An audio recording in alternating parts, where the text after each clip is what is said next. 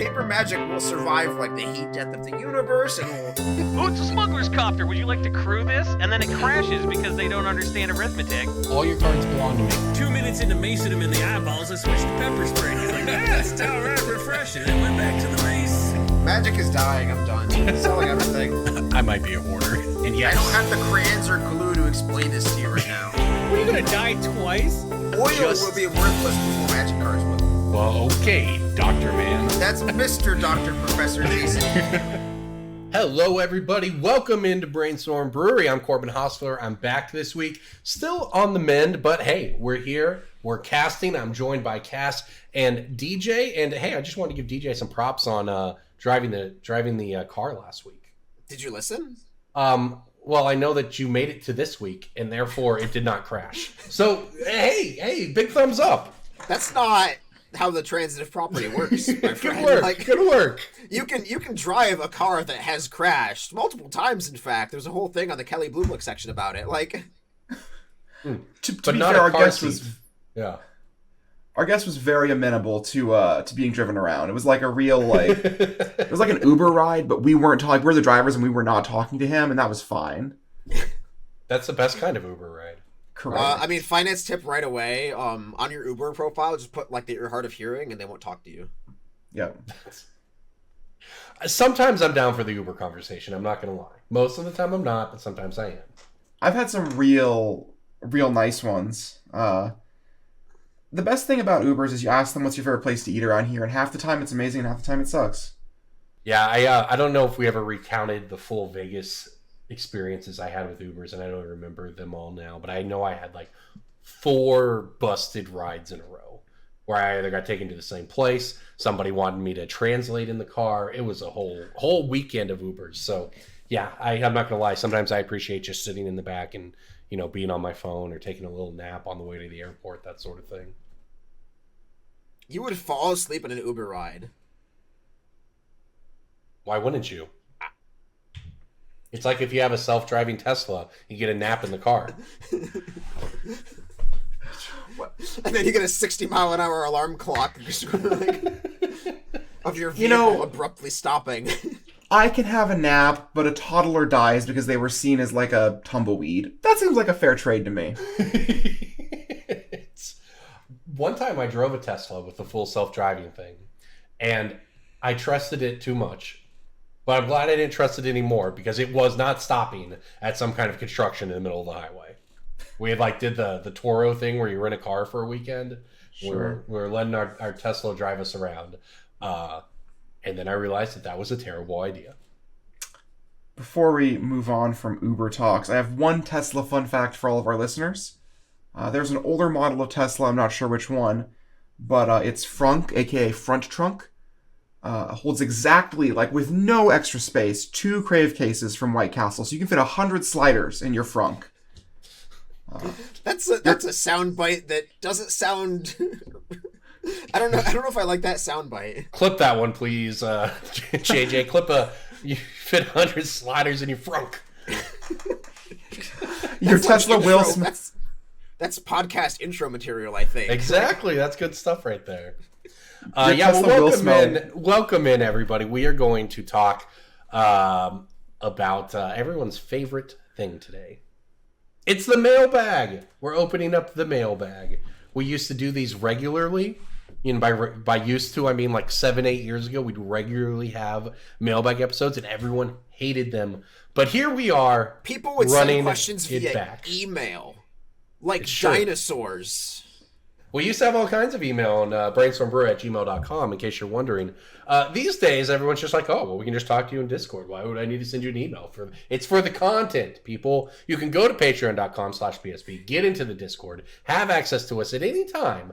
But for the content, you can also email your questions. If you don't send an email, how are you going to put it in the vault? We're not going to go back and have a Discord folder from 8 years ago. It's true. But we will have emails from 8 years ago. I'm gonna break that out next week. Remind me, I'm gonna bust out. I'm gonna get into my air-gapped laptop from 2011, and I'm gonna find those emails from 2009 or whatever we did.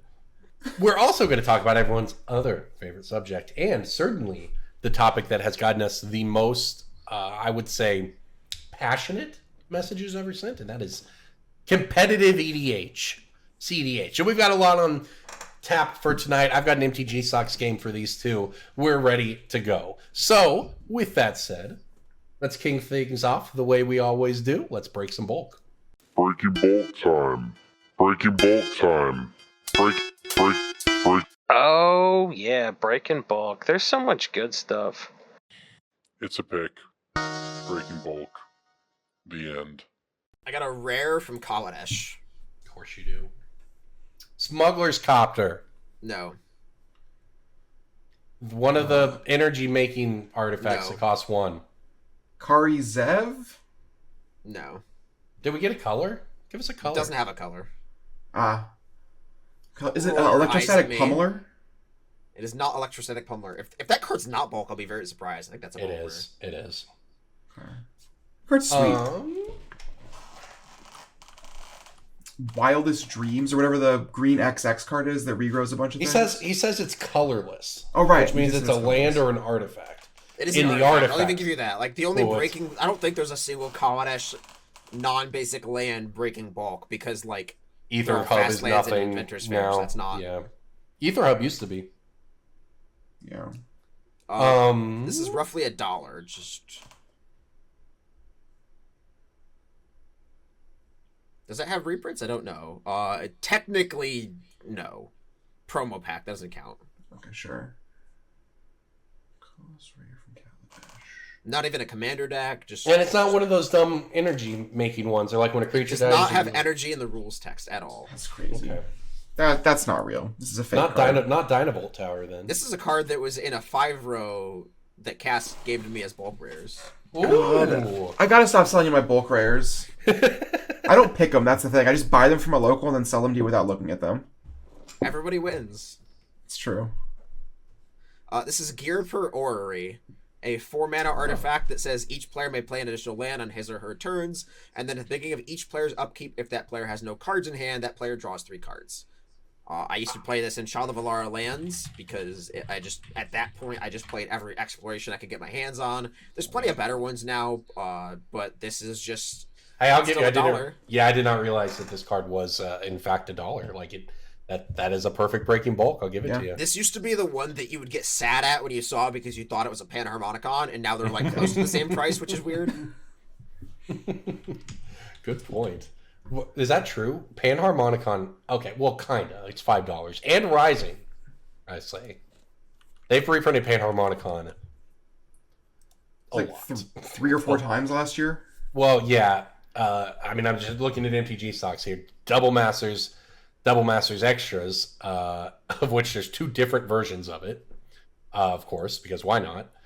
Then there's a Jumpstart, a Secret Lair, and The List, and an Old Border Time Spiral The Remaster. Jumpstart one got to 3 at one point, which is why I said that. Yeah. If it's 5 Yeah. now, then it's climbed. But I remember seeing $3 Panharmonicon and putting it on the $1 Salt My Buy mat and thinking, Yeah. what kind of world do we live in? What sort of Well- George Orwell 1984 bullshit is this that I'm putting Yeah. Panharmonicon in the dollar bin? Seriously, because I'm looking at it, the Jumpstart 2022 one, you're right.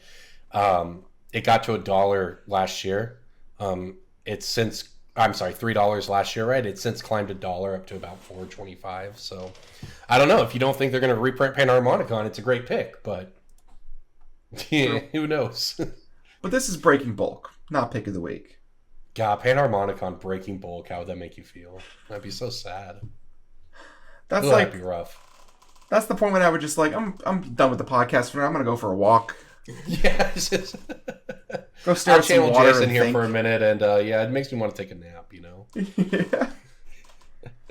All right, well, I've got one that you two are certainly not going to get. I'm feeling very good about this one.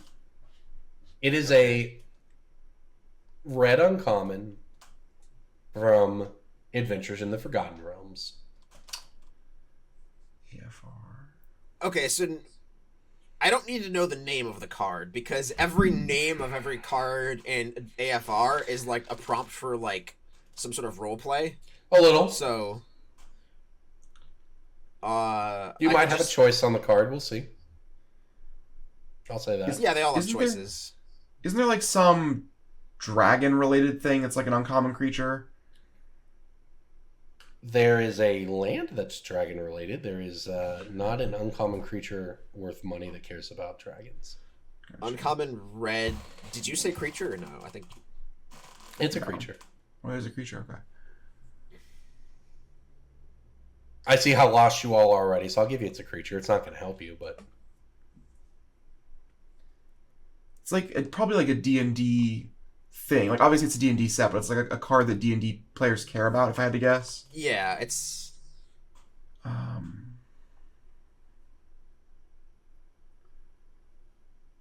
some see. form of like I continue to be a master. weird kink prompt. It's like you walk into the bedroom, choose one or something like. You walk into the bedroom. That's the option. Some choose your own adventure bullshit that I don't know. You, I have a machine for this now. you find them in. You find them in your bed. What do? Yeah. That's a card. I will tell you all this. You've gone completely in the wrong direction. This card has nothing to do with D&D per se. It does have to do with Pioneer. And that's what matters. God, what red cards are played in Pioneer? There's like the red-black deck that doesn't have anything. I don't. Is think. it another like discard a card, draw 2, make a treasure or something? No, I'm willing to call victory on this one and That's just fine. tell you what it is. You win. Battle Cry Goblin. Sure. Pack tactics. Yup. Whenever Battle Cry Goblin attacks, if you attack with creatures power 6 or greater, put a 1/1 goblin attacking, and then 2 mana goblins you control get +1/0 and haste until end of turn. This is a quarter buy list. I'm giving on, you a Card lowercase Kingdom. W sticker to put on your shirt. Congratulations. Like One of my teammates, I played in an event last weekend, a team event. I played Modern, there was a Legacy Seed, another teammate played Pioneer, and one of our losses came to Pioneer Goblins with the old Battle Cry Goblin. Did you know that War Chief is legal? And so is the broken protection from Blue One. Pile driver. Yeah, it was an Origins. Yeah, pile driver's legal. People do not Seed put Whirler. enough. Yeah, that's what the ringleader. The best goblin in the deck is Foundry Street Denizen. People do not put enough respect on that card. Yep. Foundry Street Denizen got it. It's like my friend is playing the seat. He's playing he's playing Phoenix, and he gets a Brotherhood Zinzov and just rasps their board. I'm like, yeah, I'm feeling pretty good about this. Well, next turn they just like plump down 2 goblins, give them haste, swing for 7 or whatever, right? Like it's wild. It's a real deck. There's lords. There's a lord from Kaldheim that's in the deck, which is maybe also something to keep an eye on. Runeveld Hordemaster too, right? Yeah. It's a cool deck. I'll say that. And Battlecry Goblin has climbed up off the mat. It's almost up to 75 cents. The foil's $1, but it's a quarter plus on buy list. I checked before this segment.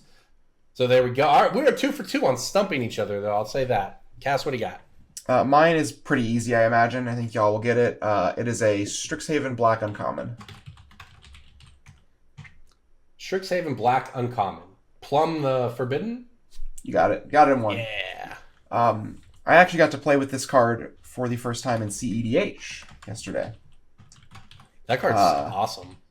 It does like the cool thing where it like has fake storm, and so it triggers your spellcraft things. I had done an Empty the Warrens for like 16 goblins, and then I played a Plum the Forbidden, and I had a Stormkiln Artisan in play, and I made a bunch of treasures and drew a bunch of cards and made a bunch of goblins and won the game. And it was sweet. And then I looked it up, and that card's like $1. Good to know. Buy list for 70 cents. Strixhaven's just such a fun set, right? Yeah. I've never got to draft it in paper, but it just seems like it would be extremely enjoyable with the the mystical archives. I'm so mad that there's a card called Pop Quiz in this set. You don't like that? He can pop quiz, hotshot. I'm not saying it's a rational dislike. I'm just rubbing me the wrong way. It's like we have a Fortnite secret layer. And that's fine for me. That's the weird thing. I'm not saying that my feelings are rational, but they are valid. DJ, you are so valid. That's a good tweet. That's a good tweet. I'm not saying my feelings are rational, but they are valid. That's actually, we're on all kinds of open the cast material here. Put that one on there. That's good. Speaking of Strixhaven, by the way, the most expensive common in that set, it's Dragon's Approach, right? Dragon's Approach. Yeah.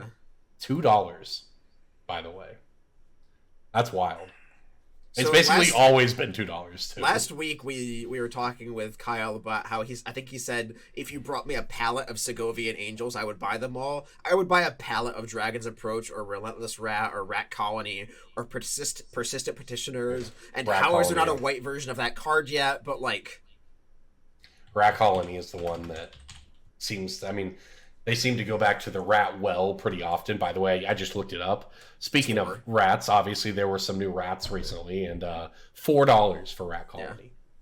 That is a $4 common. It's old think Relentless Rats at this point. Yeah, It came off the list recently too, I think. Yeah, it has a list printing here. There's also Secret Lair, if you want to get in on that life. Get fancy with it. That's crazy. But remember, the Magic Market's dying. Singles, no one buys them. Something.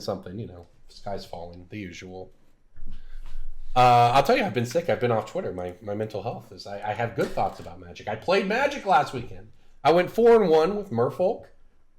My teammates, they did not do so well, so we did not make the top 4 of the team tournament. However, we did get 8th, so it was pretty sweet. Big tournament, 100 people. Merfolk good, people. Merfolk good, all you need to know. How many people did you blow out with Voldalian Hexcatcher? 2. So I played against Hammer Time first round, 1. I played against Bant Blink in the second round, lost. I played against Living End, 1. Played against Creativity, 1. Played against Living End again and 1. And when I was playing against the Creativity deck, they went to fire my Lord on combat, and I just flashed in a Hexcatcher and got him, right? And yeah, fire resolves. But then when I was playing against the Living End later, they went to resolve their second Living End, so we'd fought over the first, and I had stopped it, blah, blah, blah. And I had just drawn a Hexcatcher, so I flashed in a Hexcatcher, sacrificed 3 Merfolk to it. They paid, and then I let it resolve. Yep. I brought all my Merfolk back and won. Like, it was great. Hexcatcher as a sack outlet was not something the Living End players were prepared for. That's like the Merfolk equivalent of courting for Yawgmoth in response to Living End or whatever, right? Like, yes, it's the deck is. I was shocked by. Look, I haven't played Modern in a hot minute. I haven't played Paper Modern in even longer. The format's pretty fun, I think. So, like, Frank and I have been covering it on Magic.gg. There were 8 different decks in the top 8 at a 400-person Modern event in Europe last week. That's where I got my Merfolk list. Modern seems kind of fun. It is what it is. It's all Modern Horizons 2, blah, blah, blah. But in some ways, it's actually more open to brewing than ever before because the powerful decks are sort of so powerful that everyone is... you just have to play cards that line up in certain ways. And Island Walk and Flash is something that decks have a hard time with. Wrenn and 6, not very good when your turn 2 plays a Hexcatcher, right? They don't get to ping your Silvergill or whatever like they want. You just play a Hexcatcher, follow up, and now all of a sudden you're out of Wrenn and 6 range. So yeah, anyway, deck's sweet. Modern's actually pretty fun. I think Pioneer's in a great spot too. Legacy? Yeah. If you want to play Commander, I recommend playing Legacy. If you want to play Magic, I recommend playing Modern or Pioneer. How about that? I think that's a bad take. I think that people on turn 2 or 3 or whatever it is, having both the Monarch and the Initiative is not Magic. I think if you want to play Legacy, you should play CEDH. That's coming from me, biggest Legacy diehard fan, 2023 and forever. Look, are you not just over Legacy? Comet off your stupid or whatever the fake Planeswalker, Minx and Boo. That's pretty ridiculous. But Comet watching is people excellent. play, Comet is awesome. Watching people play Initiative. Minx and Boo is great too. Also, like the last 3 Legacy events or whatever have been won by Blue Red Delver still. That's not the point though. Initiative is okay. Magic players spent like 5 years adding WotC employees every day being like, print better white cards, print better white cards. And the best deck in Legacy possibly is a mono white deck. This is like when people were like, we want mono black control for a decade and they printed Pack Rat. Yeah, like Magic players don't know what they want. I agree with all of that. And I'll also say the Initiative's stupid. People were like talking about how they could beat it or sideboard against it, like blah blah blah. And they're like, it's impossible to grind the deck out. It's just so dumb. You wrath their board twice, but they have 4 mechanics that you can't interact with because they all have Eminence or whatever. And I was like, I personally don't think it's that hard to outgrind You just kind of have to attack initiative. No, you just wait like 6 months. You can outgrind it easily. It'll be gone. I That don't shit's remember getting if I banned. mentioned this last week on the cast, so JJ cut it if I'd already talked about it last week. But one of our coworkers at the booth, Roland, gives out Japanese initiative emblems, but only if the person can recite every word on the card. Oh, that's fun. That would be more fun than playing the initiative. So you're allowed a Japanese initiative token to use in your legacy event to mess with your opponent, but only if you know every word on that card, and I mean all of the modes. At one point, I looked over, and they were like, well, they're about to get the next chapter of the dungeon. It makes a skeleton. And I'm like, oh, that's fine. Maybe we get a turn here. We can get, like, a skeleton. We can handle that. Then I found out it's a 4-1 skeleton. Then I found out it's a 4-1 skeleton with menace. The best way... skeleton has menace. That doesn't even make sense. The best way to beat the initiative is to just play a 1/1 creature with flying and death touch for 2 mana that draws a card. Yeah. Just play a Baleful Strix, attack them, kill their creatures. You win the because you have the initiative. You win the game. Frankly, that's probably true. Yeah. But man, that initiative. My teammate was playing like 4-color control or whatever, and initiative just. I mean, he's like, I can Terminus here, and then they're gonna draw 3 cards on their turn and whatever, like, and lava hacks me. Like, it's wild. I really think 4-color control needs to be playing more Minsk and Boos and more dress downs to beat initiative. See, my teammate had 1 dress down in the main and 1 Minx and Boo in the main. I think might have had 2. I don't remember exactly, but yeah, he played it twice and just got crushed by it. I do think that the deck's gonna get something banned.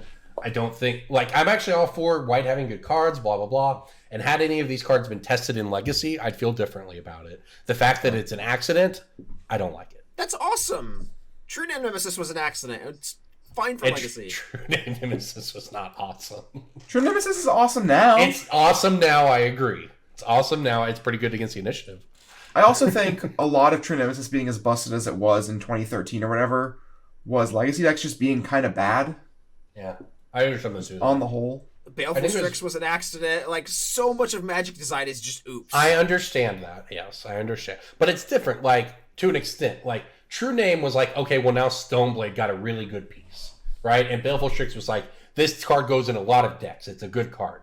They print several initiative cards, and it's none of the last 30 years matter now. The best deck is the cards that were printed in the Commander set. That's your friend's fault for playing Terminus and not Dress Down. Listen, no, he played both. That's not the point. You played both. It's not about, the deck is clearly the best deck in Legacy. I disagree. I think Blue Red Delver is better by an AA margin, not a big one, but an A margin. Maybe. You know what deck has a lot of one-ofs? Maybe. Cass's CEDH deck. I do. The CEDH deck might have some one-ofs, yeah. I'm raring to talk about CEDH. I am. All right. Hungry for it. Well, I'm going to set the stage here because, as I mentioned in the intro, we have had a lot of feedback anytime we mention CEDH here. And in the past, and DJ, Jason, and I are not CEDH players. I'm not a huge fan of playing the format. If I want to play competitive Magic, I prefer to play 60 card or draft. But I understand it has its place, and as long as you keep it separate from your regular EDH discussions, it seems to go okay. But I think Cass has a fire take here, so let's hear it. I think that the future of competitive Magic is CEDH. To be clear, I say this kind of with some mirth involved, but there's nothing that will replicate the going to a convention center and playing the 15-round standard GP and trying to grind out that last win and then losing and giving the bad beat stories to your friends. That's irreplaceable. And that'll always be there in some capacity. It's probably never going to be standard again, but that's fine. But for local competitive events, if you could just roll up to your LGS and play on a some number of proxies allowed CEDH event, for some amount of stakes, I think that's cool as hell. I got to play it for the first time yesterday. I played 2 games with borrowed decks. The first one was a Grixis, Silas, and Rograk, ad nauseum storm deck. With the 2 partner commanders, you use Rograk, the 0-mana commander, to enable your Mox Amber on turn 1. You get all of the free spells from the Ikoria commander decks. The commander cycle because you own a commander in play, yeah. And you also have to play things like Culling of the Week and Infernal Plunge because you just have a 0-mana commander that you just put into play on turn 1 and you can Dark Ritual with it or whatever.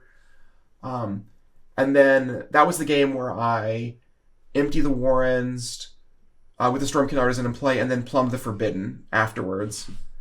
The other game I played just like a stock blue farm list.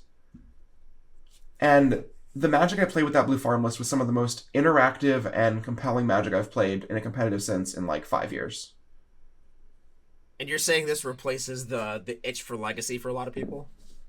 For me, it does. It can. Matt Sperling is that's a player who made the finals of the Pro Tour in 2019, so recent, right? Yeah. Within the past 5 years, so modern Pro Tour, he made the finals, and he is like all in on CEDH these days. All he He's talks actually about on why Twitter. He's writing content about it. He's why I made like the plunge to just finally take a look at it, because he's been posting all these cool lists. He's been posting theory articles that are really compelling. Like he wrote an article about why, being the fastest combo deck isn't the best because everyone hasn't used their interaction yet. But if you're like the second or third person to combo off, you might win.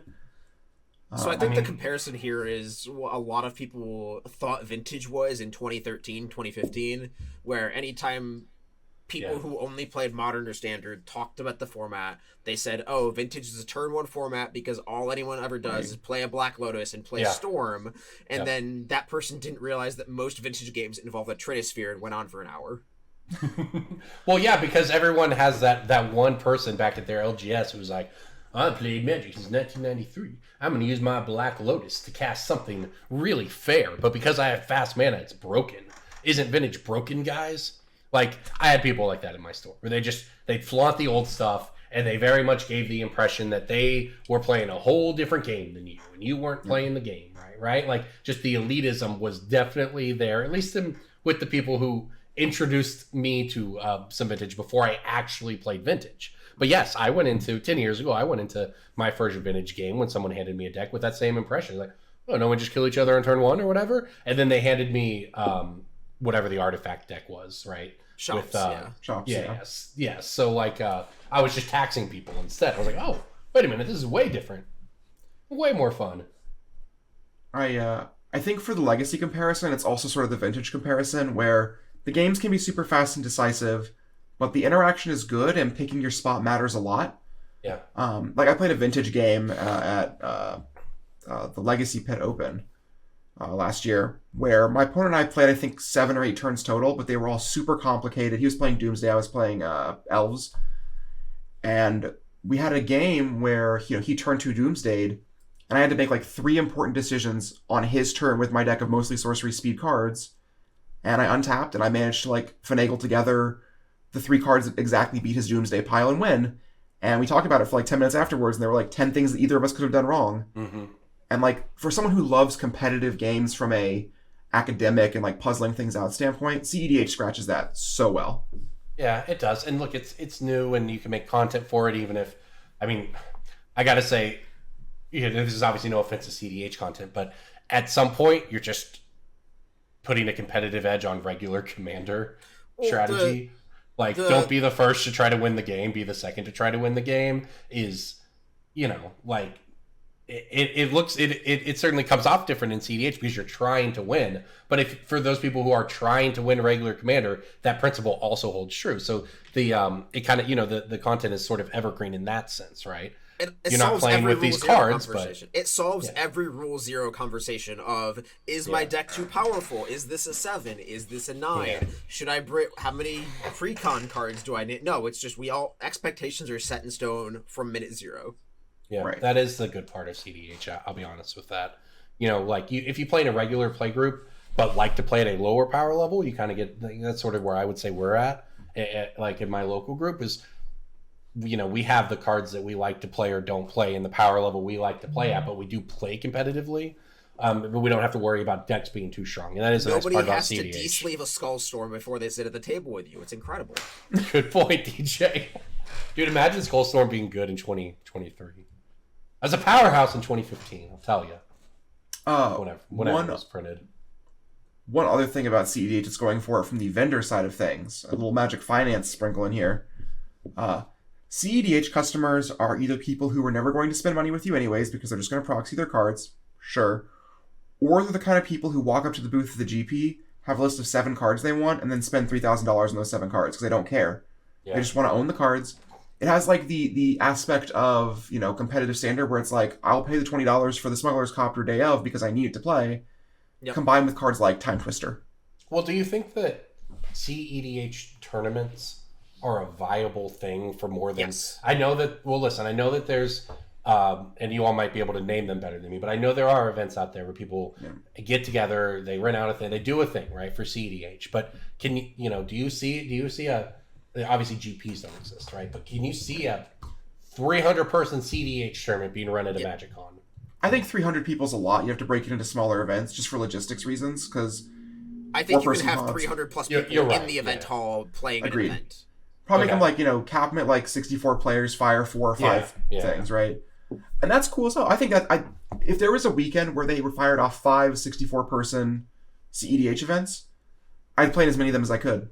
I would take the weekend off work and I would just like come and play. And from the work's perspective, like sitting behind the booth, one of the best transactions you can have as a vendor is when somebody walks up, sees the one foil they need. They're like, oh, I need 10 more foils for my deck. And they see the Mox Diamond in your case, the foil Mox Diamond. They're like, here's my binder, make it happen. Yep. Yeah. The format does have sort of an issue of being a little bit impenetrable unless you know a lot about Magic. But it is what it is. I mean, you're right, but like, I don't think anyone, like, there's no way that that's ever going to be the on-ramp, you know? So like, it just kind of is. That's like almost more of a feature because it really is just for the hardcore Magic knowledge types, I guess. You just have to know a lot because a lot is going on and a lot is going to hit the stack in about 3 minutes. Modern almost feels like that these days, though. I agree. I was going to make that point earlier. Teacher, like if you want to brute force and get better at Magic, sit down at a CEDH table and learn something. Watch. I probably assume not the worst advice. It just seems like it'd be. I think the CEDH community is probably way more likely to sit down and teach you things just out of the goodness of their heart. I'm not saying you'll get pub stomped. I'm saying like that's just if you want to get better at Legacy, grab a CEDH deck and learn what happens in interaction X, Y, and Z. Just learn how to play Initiative. Just pick up a Commander Precon and you're good to go. Memorize all parts of the dungeon and you are ready to go on Legacy. Buy your City of Traders and move on. Now, look, obviously that is the actual broken part of the mono white deck is the fast mana. And before mono white, it was Eldrazi Stompy. We've had these, times, but as anyone who's listened to this podcast for a long time knows, mechanics that you cannot interact with, I think, are just the worst in the world. So yeah, staring down Monarch and Initiative and just dumb stuff like that's Commander, not Legacy. What about poison counters? Those aren't interactable with outside of the card Leeches. Is Leeches the fix you need? Leeches exists. I don't know how I feel about that. Is that a problem? I'm just being antagonistic. Yeah. I mean, at least when Legacy was taken over by Infect, the cards were designed to be played and constructed. Yeah. But they didn't have play design back then. They were designed to be played and constructed, but they didn't even have a team to do that. Yes, they did. Yes, they did. They didn't have the play design department, but they did have a level of testing.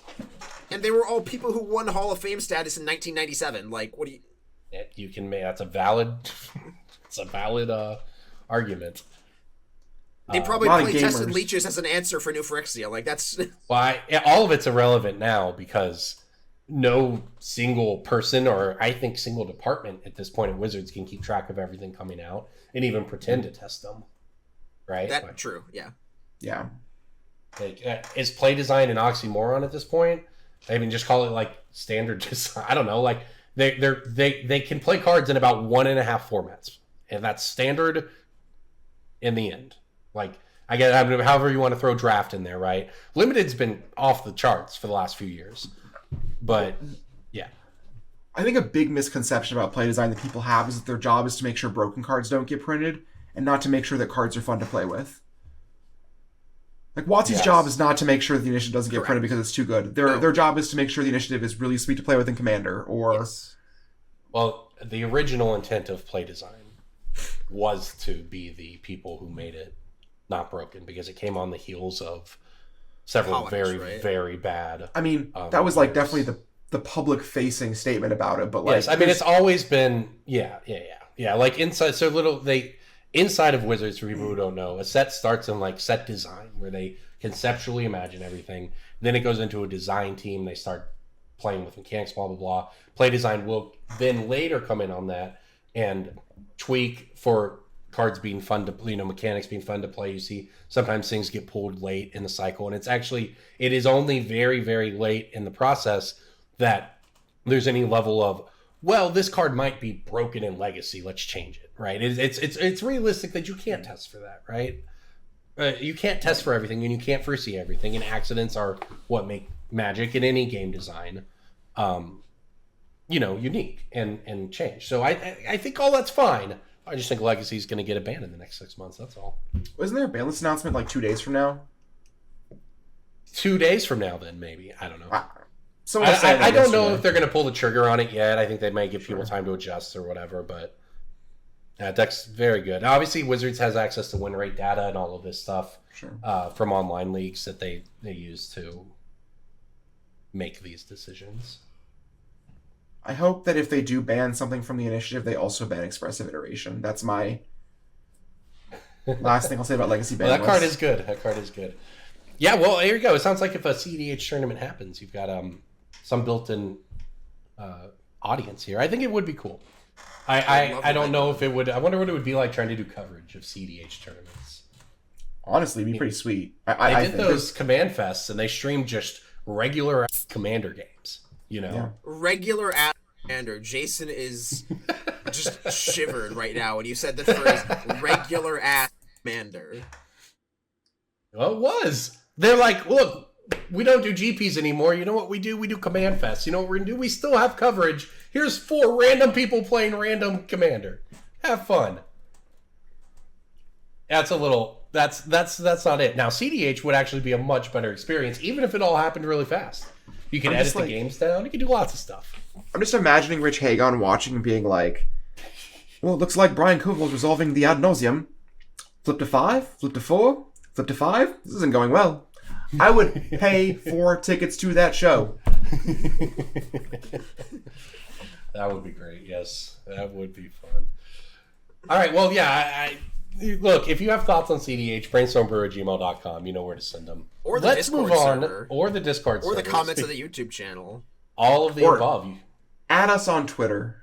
Send us a Patreon message after you went to patreon.com/BSB. All right, let's Send hit Corbin another a weird note written in Oh black. no, none of that. No more of that. No more. Corner Corbin in an airport and talk to him about CEDH. Dude, I felt like Donald Trump when I had that document, all right? Like, Hugh sent me that manifesto. I felt like Donald Trump hoarding things I wasn't supposed to have. Okay, you can't just... For context, for new listeners, Q is not the Q that you might think it is. Yes, There is an unrelated member of our Discord who happens to just have the name Q. Who sent me a manifesto that someone had sent them, and it wasn't funny when I got it. It was sad. It was like Zodiac Killer, and I was like, oh no, I'm in possession of classified documents. Get these out of here. Return address Ted Cruz. What? Anyways, don't dox me. That's all I ask. All right, let's hit another mailbag question here. This one comes from Shieldred's Archmage. EV the Mage 97 on Twitter. How do you all feel about Dominaria remastered cards in the next couple weeks? I'm asking because I picked up a retroed frame Arborea a week ago for $1, and now it's 10. So the question is, Dominaria remastered. How do we feel about that set? There's a lot of cards in it that I think... So every time we do Pick of the Week for the past year or so, we've always just had asterisk if it doesn't get reprinted. Yeah. And I think this set is just full of those. Like, if it doesn't get the immediate back-to-back slap, Birds of Paradise felt very bad when you bought it. Oh, the Mark Poole Secret Lair, great. And then they do Magic 30, and then they do another Birds of Paradise. Like, there are some that just get this double whammy, but there's clearly exceptions to that. If you get these weird niche cards that haven't seen reprints in 2 decades, Arborea is, of course, the best answer for that, and you get them at their floor, they're not jumping at the bit to put Arborea in the next set, I don't think. Same with Exploration, same with, there's a couple other cards. Mystic Remora? Mystic, I don't know. That one's gotten That one could- secret. Yeah. Yeah, that one's a little more questionable, but that's a good I one. think it's harder now to pick your battles and choose which card is this one doesn't get reprinted, which is why the past couple years I've just continuously advocated for like save your bankroll, just go for things that are safe, like it's Slam Dunk Secret Lairs, or just buy collections. Don't play this game of like buying cards and crossing your fingers and hoping they don't get reprinted. I'm just much more of a fan of that stable just churn method where you buy the card, sell the card, buy the card, sell the card. Not a huge fan of holds in this situation right now, but like if you see Arborea for $1, then yeah, you have to go for it. It does feel exciting to know that I have like 400 or 500 Niv Magus Elementals in my closet, and every time they print something, I'm like, yes, today the day. Yeah, well, There's it will value be in the day that. one day. It will be the day one day. It might be the day soon with Venerator Bot Priest. I'm looking at Dominator Mastered here. How about Wrath of God at $1? There's too many now. I know there think are. that was the There's final literally dozens of them, but like, come on. I would buy 1,000 of them at $0.25 and like 0 of them at 50 cents. Yeah. It's that might be about right. Yeah, honestly. All right, this one comes to us from Slick Jagger. What's up? Welcome back, Slick. What are your thoughts on the state of Commander as it pertains to the growth potential of the format? Is Commander oversaturated at its peak, or is there still room for growth? I'm going to say Commander's at its peak. I'm going to say the opposite. Same as DJ.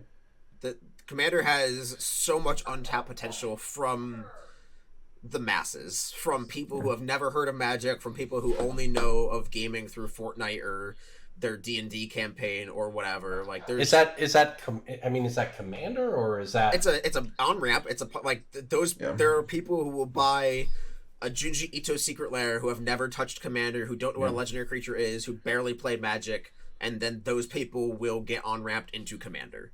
Yeah. Like, there's only 2 ways to play Magic if you're engaging with it from I buy packs at Walmart standpoint, and it's to buy a Commander precon, or to buy, like, 10 booster packs. And if I'm someone, I'd rather buy a full deck than 10 boosters. And Look, Commander I don't also- disagree with what you all are saying in any way. I don't know. Commander scratches that itch. It scratches that, like... Commander scratches that itch of fulfilling, like, a game fantasy. Like, you want to build your elf commander, you want to just visualize that, like, oh, I'm the leader of a legion of elves or whatever, or, like, and powerful Warhammer wizard decks, fantasy, just the same role play aspect that D&D. Commander just has that archetype. It lets people choose their ideology, their guild, their Ikoria gang or whatever, and it just lets them just sit into that. Like, it lets them play astrology with the color I wheel. Like, it hits so many buttons, and I don't think Commander has reached its peak. The 40K precons are probably the best example. Right? Yes, They were yes. extremely popular, very expensive based on how popular they were, and very strong. And they almost certainly not just sold a lot of product, but brought people into the format. And you're not wrong that there is more of that. But at the same time, you notice that you've got Commander content creators across the internet saying, hey, what happened to Standard? Let's care about Standard again. And look, maybe that's just a flavor. I'm not joking. Maybe that's just the flavor of the month. But, the professors made videos about it. Shivam's talked about it. People have talked about this. To me, it just feels like it is possible that we look back in 2 years and say, man, we're never going to top Commander in the pandemic. So I think part of the reason that people are talking about Standard is twofold. One, Phyrexia All Will Be One is a set full of amazing cards that, like, if I had weekly Standard events at my LGS and I could roll up on a Friday, pay $5 entry, play 4 rounds, I'd be playing with, like, the Eternal Wanderer, all these sweet cards. Yeah. And as it stands, they're not good enough for Commander, they're not good enough for Modern, so where do you play them? Yeah. And to circle back to the initial question of, is Commander at its peak? I don't want to pull a Kyle Lopez and say it, but, like, someday the Netflix show will drop. So this summer we're getting the Lord of the Rings set, and however many people Warhammer brought to Magic, Lord of the Rings set will bring more. I was gonna say the other one that you might have forgotten about. We're getting Doctor Who Commander decks. Yeah, I did forget about. Like, that, that's a thing honest. That's happening. That's also huge. Part of the reason why I'm so bullish on the Lord of the Rings set. I don't know if people know this. A lot of Lord of the Rings fans love trading card games. There is a really popular Lord of the Rings trading card game from the 90s. I have a customer. He says whatever I get in whatever quantity, he will just buy it for like, 80% of eBay complete. And I happily sell it to him. People love that stuff. I'm excited too, to be honest. I don't care about mini secret layers. I'm a big Lord of the Rings fan. I'm in. I'm concerned. Gandalf in modern Kotaku article. Let's go. That's what I'm concerned about. That's fine. That rules. It does. It rules if the cards are like good enough to be played in modern. If they pull a Modern Horizons 2 and the top 10 most played cards in modern are all from Lord of the Rings. Gandalf is breaking magic is a better Kotaku article. So, Magic players need to realize they either need to accept or move on from the fact that Magic is no longer about the Magic universe on the whole, especially in Eternal formats. Magic is just universes now. It's just a different card game. Like, I don't know if y'all know, if any of our listeners or you two know what Universes is, but it's an anime trading card game where every expansion is a different franchise. Like, there was a Cowboy Bebop set, and Standard was Cowboy Bebop cards and Soul Calibur cards together for a year. That's the game. Sharks? No, that's the same thing. That's the one that's kind of creepy. This one's just cool. Different animes, right? Yeah, but this one's got the cool animes like Cowboy Bebop, and not the creepy ones like My Little Sister's Weekend Adventure or whatever. You get what I'm saying. I don't know anything about anime, but I do assume DJ knows. I'm not what you're going to saying. go to bat for that card game. I just know that it is the one with different animes. So if it has any creepiness attached to it, that is not on me. I didn't say it was on you, DJ. I think you're taking this and applying it to yourself. Little defensive. I think he doth protest too much about this not liking this card game. Is that the creepy one? Anyway, well, we'll see, I guess. Look, Lord of the Rings Commander set's great. Lord of the Rings in modern, we'll see. We will see. All Corbin, right. You know Gandalf's going to enter the dungeon, right? He's going to take the initiative. He's gonna... God, Everyone's my talking Gandalf about... enters a battlefield, I take the initiative. Everyone's talking about Gandalf, but like we're gonna get a Balrog card, and it's gonna whip. It's just gonna totally rip. Yeah, just be like some black red monstrosity. Yeah. They're gonna play it with like Grief and Fury in the scam deck, and Modern's gonna be ruined forever. It's fine. Yeah. All right, let's hit one more here. All right, next one comes to us from Nihilus in the Discord, which of course patreon.com/BSP if you want in. $1 a month. Over under on when distributors start significantly cutting what products they take from WotC because the margins are getting slimmer and seal prices are dipping too fast. So this is playing on the idea that vendors have a lot of sealed product that they purchase from Wizards that doesn't sell. It's just clogging up shelves and is therefore sort of a I don't know if crash is the word, right? But a correction in slow motion is how the narrative at least has been presented by some people online as to what they are seeing. So where do you all come in on that? I mean, what do you think about this idea that people like sealed product is no longer going to sell out to distributors and to LGSs and all of this? We have a friend of the podcast, Stu Summers, who always talks about this conceptually, where when everyone was complaining that they weren't getting enough Kamigawa in Neon Dynasty, he asked, well, how much double feature did you buy? And they said, we bought none. And he goes, yeah, I bought the minimum order size, or I bought a little bit more than that. And I got triple what I asked for on Kamigawa, and it was great for me. And I think the expectation of these stores is that they'll take the wins with the losses. And I think for someone of Stu's size and business size, that's fine. But if you're an LGS going week to week, month to month, barely paying your payroll and making rent, that's really hard when you have a dud product. And I don't know if that's sustainable. There's a lot of products, right? And it's nearly impossible to, if you're super clued into Magic, you can make educated guesses, blah, blah, blah, but it is somewhat difficult to know which ones are going to, when you're looking out months in advance at the different things that are available for you to buy. It's a lot, especially in this, part and parcel to this conversation is how much of it is being directly sold through online channels as opposed to LGSs. It's a very deep conversation there, and I don't know the answer because any person you talk to is necessarily going to have a somewhat biased view. If they're doing well and the people they know are doing well with it, they're going to probably look on it different than some store that is sitting on, $3K and sealed Magic product that now no one wants, Commander decks from 3 years ago or whatever, some kind of product from 3 years ago. I think the answer I'm about to say also involves a lot of speculation, but I do think there are a lot of stores that are just unwilling to take the L on sealed product, and they'll just have 3K and double features sitting on the shelf that they could sell at minus 10% profit or whatever, and they just won't. And they'll let that sit there, and it's just take the L, move it, churn it, go to the next thing. You take the minus 10% on double feature, you get plus 30% on Neo, rinse and repeat 100 times. Of course, again, we've talked about agility on this cast. Not every store can turn on a dime. Yeah. But I think that is just part of the game of owning that business model and tailoring your customer base to be able to provide something that you know that they'll want, and adapting to online channels as best you can to minimize your losses. Well, and it's just tough for stores, period. The margins on boxes got worse and worse and worse. And that's what I mean by tailoring your customer base. Like, if you build a customer base that will pay $110 per box consistently, then you don't care about Amazon. Right. If you have really nice chairs, and if you have really nice snacks, and if you have really nice lighting, and you kick out the creeps and you clean your bathroom, people will come to that.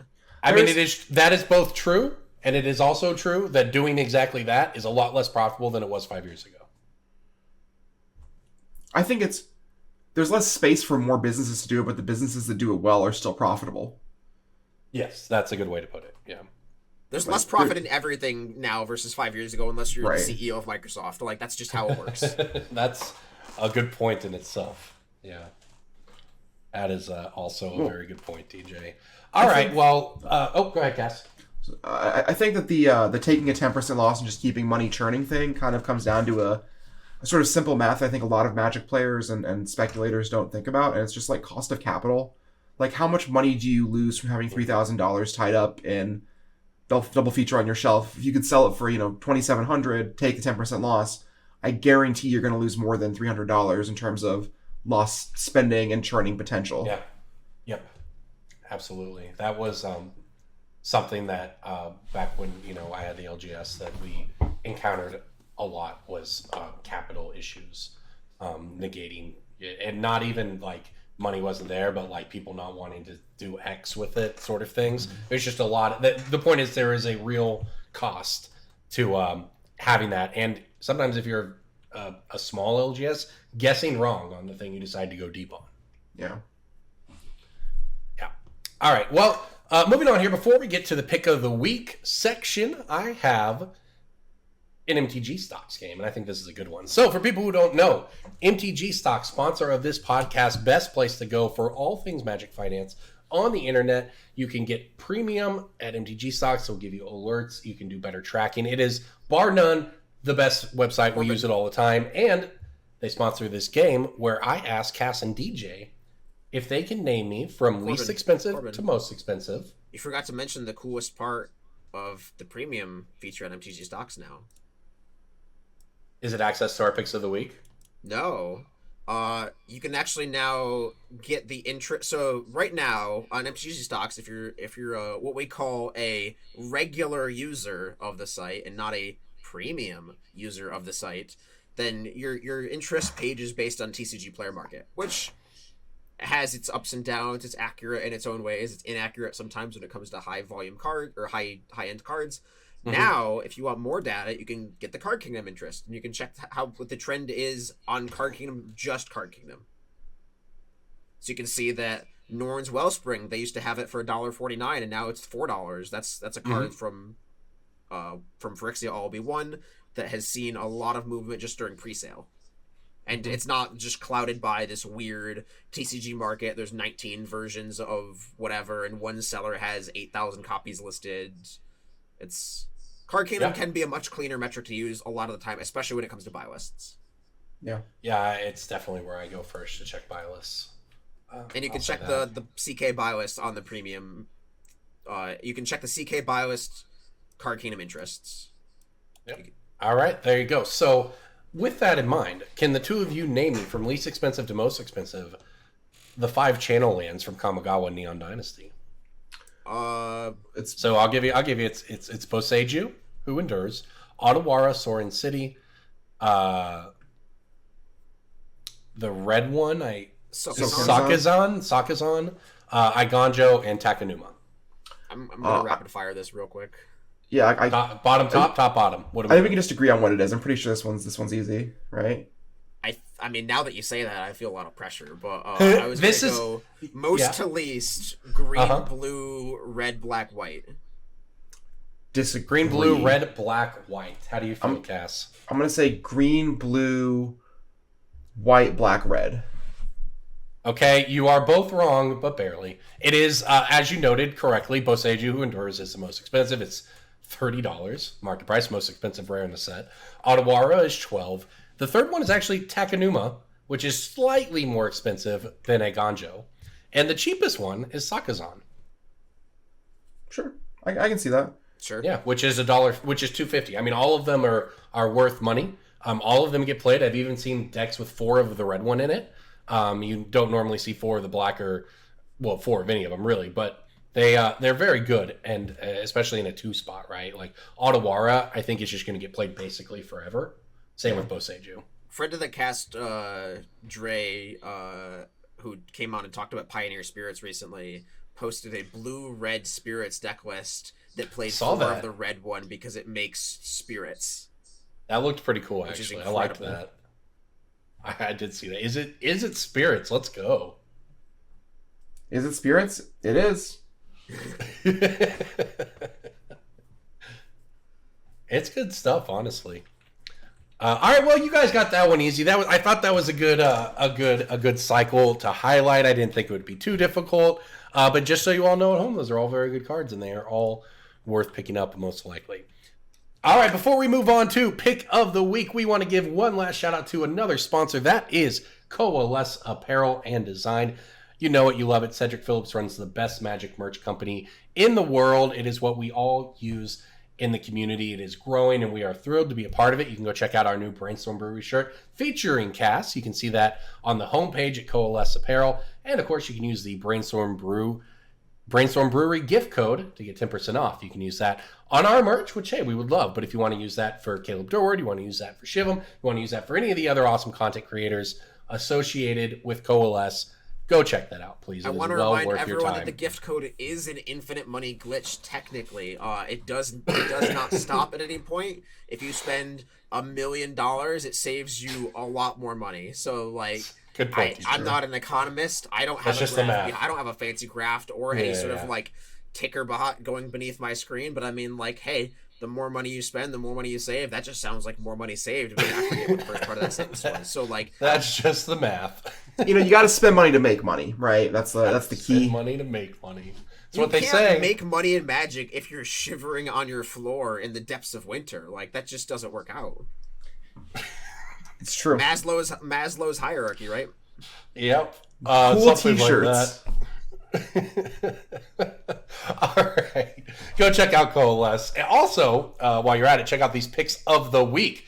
Cass, what are you looking at? Pick of the week, pick of the week, pick of the week. Time for the pick of the week. You got it, Cass. What are you looking at this week while DJ finds a replacement?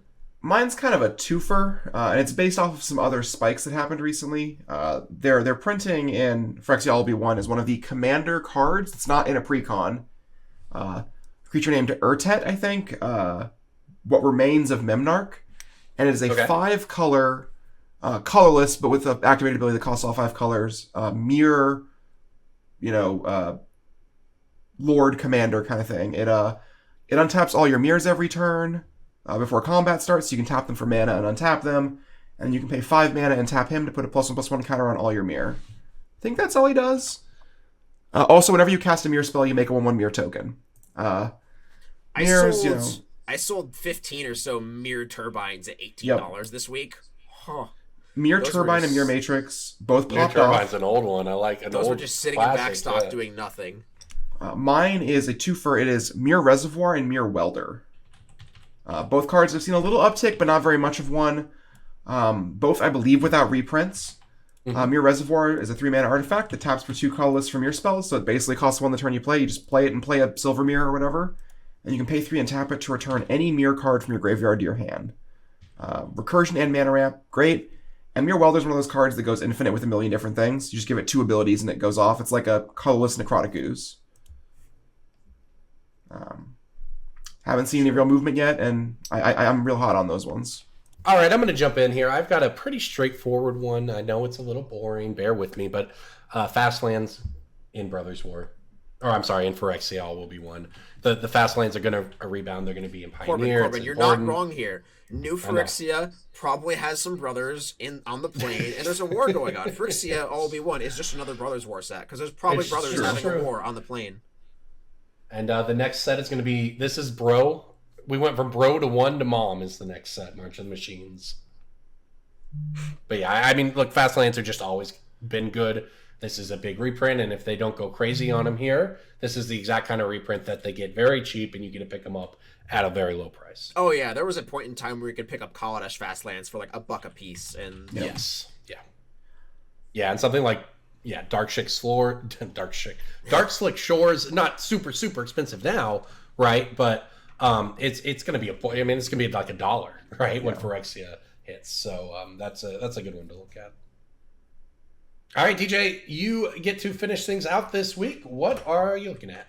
I do, and this is a card I used to play in Commander, and it used to be a lot more expensive, and it has fallen so far from grace. This used to be a $20 card for a minute. Now it's like $2.